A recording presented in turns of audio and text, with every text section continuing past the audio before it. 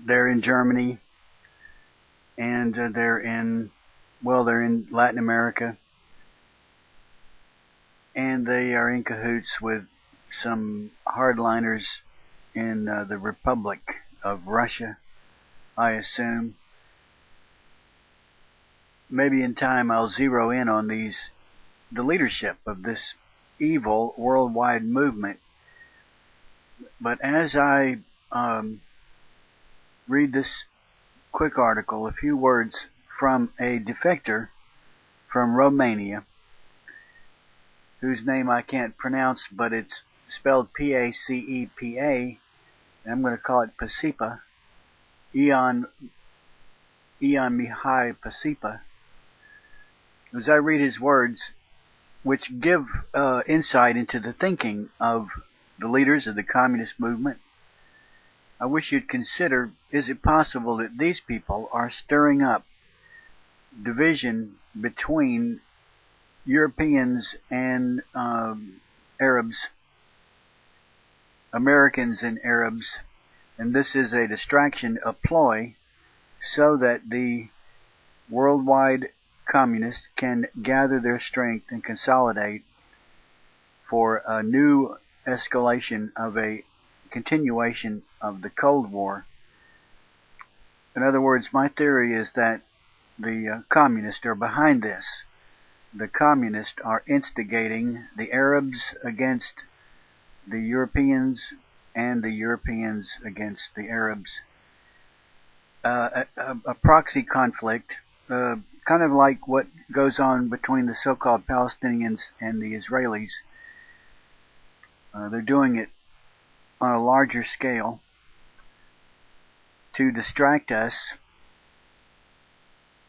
so that they can gather strength. Perestroika, in other words, was a lie. Glasnost was a lie. The fall of the Soviet Empire was only partly true. In war, you use a feint. You pretend to do this, but you do that.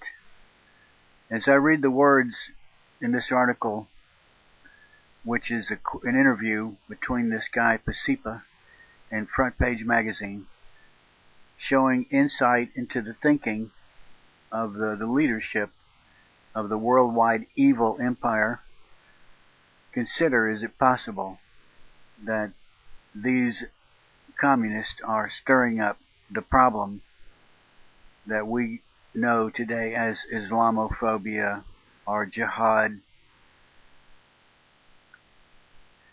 I believe the Arab people are somewhat emotional and not the best informed, and are oftentimes devout in regard to their religion, very easily instigated.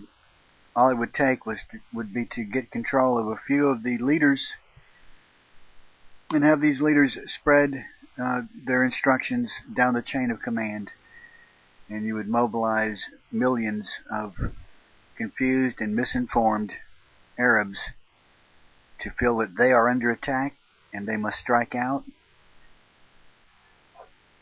Interview with Lieutenant General Ion Pacepa, the highest ranking intelligence official ever to have defected from the Soviet bloc.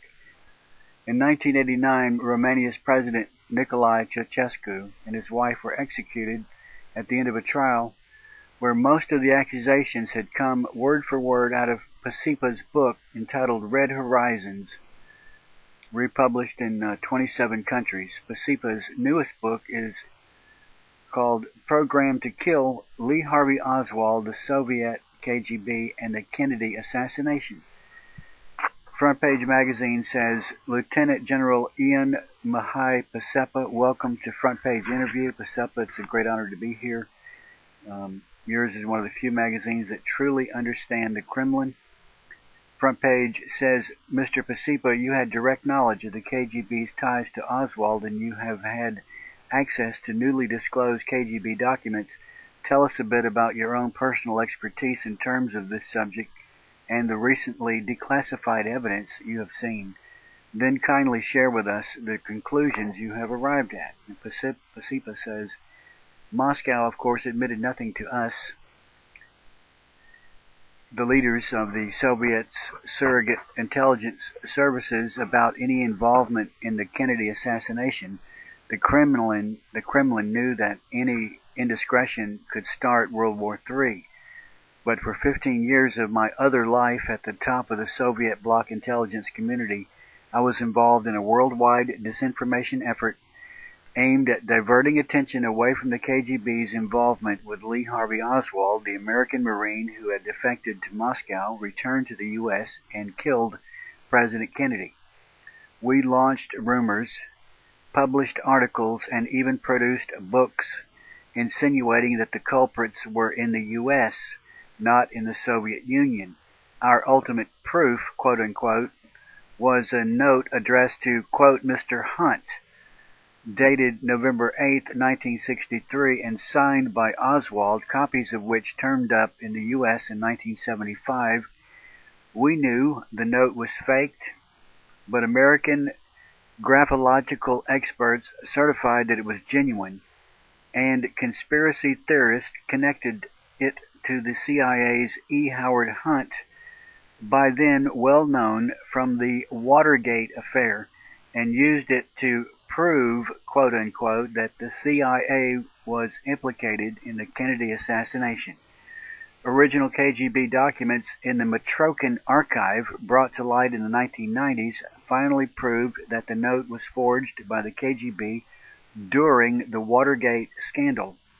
The forged note was twice checked for authenticity by the KGB's Technical Operations Directorate and approved for use. In 1975, the KGB mailed 3 photocopies of the note from Mexico to conspiracy buffs in the United States. To conspiracy buffs in the United States. To conspiracy buffs in the United States.